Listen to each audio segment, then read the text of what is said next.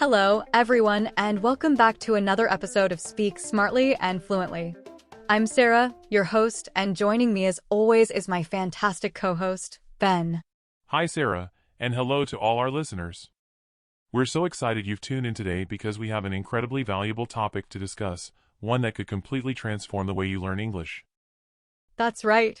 Today's episode is all about how to train your brain to think in English. If you've ever felt stuck translating every word in your head before speaking, this episode is for you.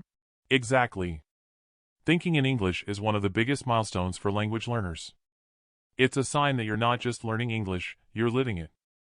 And we're going to break down practical, easy-to-follow techniques that will help you rewire your brain so that English becomes your default way of thinking. This is going to be such a fun and insightful episode. So grab your coffee or tea, settle in, and let's dive into the fascinating world of training your brain to think in English.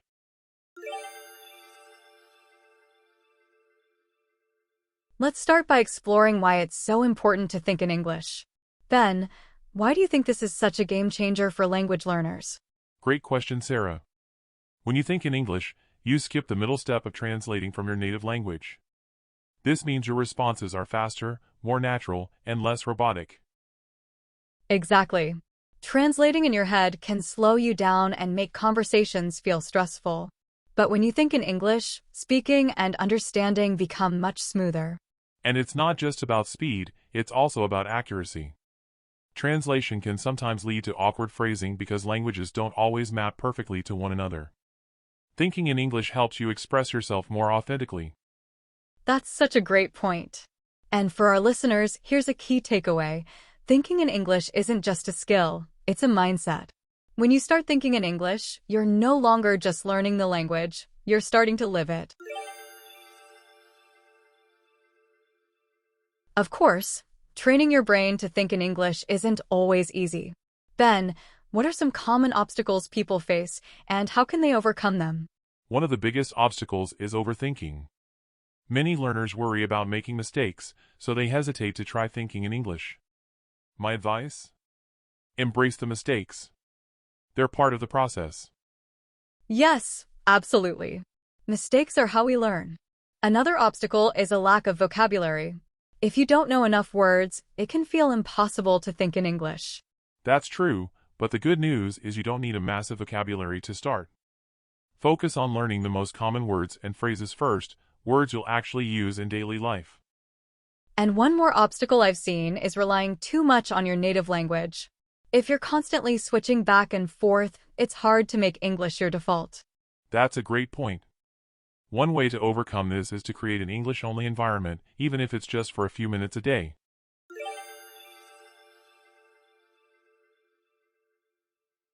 Okay, now let's get into the good stuff, practical techniques to train your brain to think in English. Ben, do you want to kick us off? Sure, one of my favorite techniques is naming objects around you. As you go about your day, try to name everything you see in English. For example, if you're in the kitchen, think plate, fork, spoon. I love that technique. It's simple, but it helps you build vocabulary and get into the habit of thinking in English. Another great technique is self-talk. Oh, self-talk is fantastic. Can you explain how it works? Of course. Self-talk is exactly what it sounds like, talking to yourself in English. For example, when you're getting ready in the morning, narrate what you're doing. I'm brushing my teeth. Now I'm making coffee. That's such a great way to practice. And here's another technique, describing your day. At the end of each day, spend a few minutes thinking about or writing down what happened, in English, of course. Yes! Reflecting on your day is a great way to practice past tense and improve your storytelling skills. And for our listeners, don't worry if your sentences aren't perfect. The goal is to get your brain thinking in English, not to write a masterpiece. Let's talk about immersion, Ben. Why is it so effective for training your brain to think in English? Immersion is powerful because it surrounds you with the language. When English is all around you, your brain starts to adapt naturally. Exactly. And the great thing is, you don't need to move to an English-speaking country to immerse yourself. You can create your own immersive environment. One way to do this is by consuming English media, movies, TV shows, podcasts, and music. But here's the key: don't just watch or listen passively. Engage with the content. That's so important. For example, if you're watching a movie, try repeating key phrases out loud or imagining how you'd respond in the character situations. Yes, another immersive strategy is to join online communities where English is the primary language.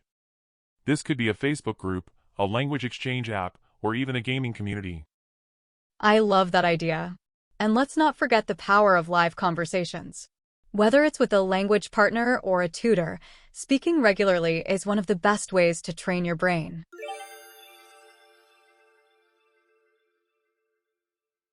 Okay, then, let's talk about routines.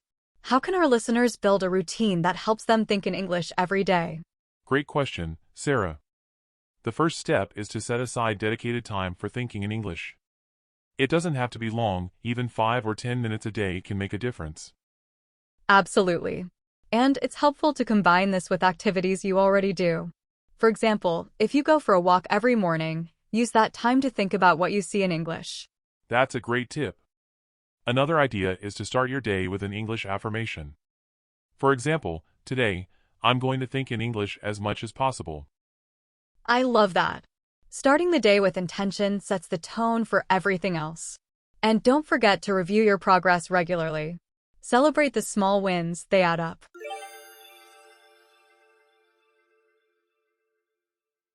Of course, this process isn't always easy.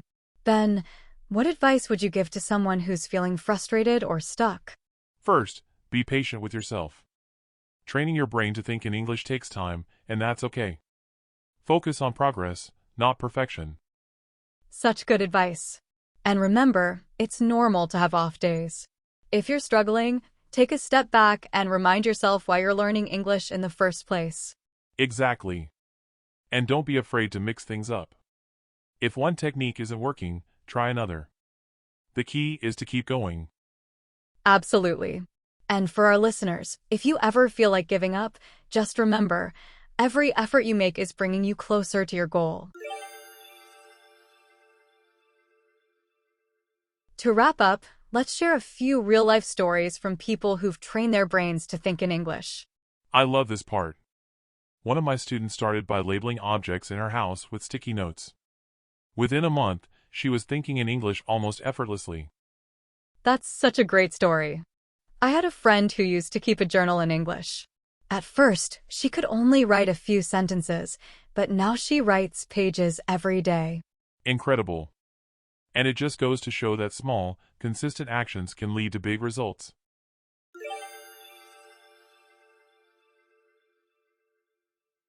Thanks for joining us on this episode of Speak Smartly and Fluently.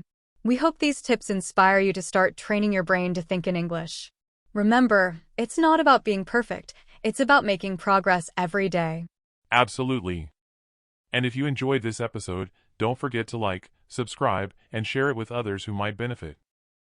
And we'd love to hear from you. What techniques have you tried for thinking in English? What's worked for you? Leave a comment or send us a message. Your feedback helps us create episodes that truly help. Thanks for listening, everyone. Until next time, keep practicing and stay confident. Thanks for listening today, and if you found the video helpful and that you're feeling more equipped to handle those funny idioms, please hit the like button. Make sure to subscribe to my channel so you never miss an episode and share it with others who might benefit. And if you have any questions or topics you'd like us to cover in future episodes, we'd love to hear from you, so your feedback is really important to us. Thanks for listening, and as always, happy learning. You're doing great. Bye, everyone.